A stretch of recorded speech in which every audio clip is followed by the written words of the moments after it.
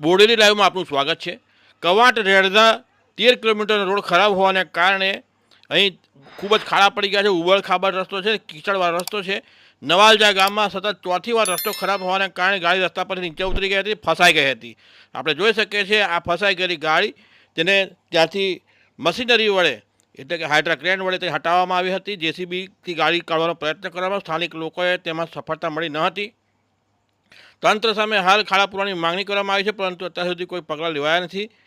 નવાલજા ગામમાં 4 ગાડી અને આગળ ચીચબા ગામમાં પણ 2 થી 3 ગાડી ફસાઈ ગઈ હતી અને ગોજારિયા મોડેલ સ્કૂલની એક બસ પણ 2 ઊંડા ખાડા રોડની વચ્ચે હતા તેમાં ફસાઈ ગઈ હતી। આ ઘટનાઓ અત્યારે હાલમાં જ બની હતી।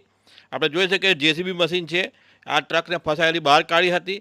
જોકે આ રસ્તો ખરાબ હોવાને કારણે આ સ્થાનિકોને રજૂઆત છે। 13 કિલોમીટરનો રસ્તો હાલમાં 54 કરોડના ખર્ચેનું ખાતમુહૂર્ત પણ કરવામાં આવ્યું છે। 54 કરોડના ખર્ચે નવો બનવાનો છે 13 કિલોમીટરનો રસ્તો, પરંતુ હાલ ચોમાસાની સિઝનમાં લોકોને યાતનાઓ ભોગવવી પડે જેથી આ ખાડા પૂરવામાં આવે તે લોકોની માંગણી છે।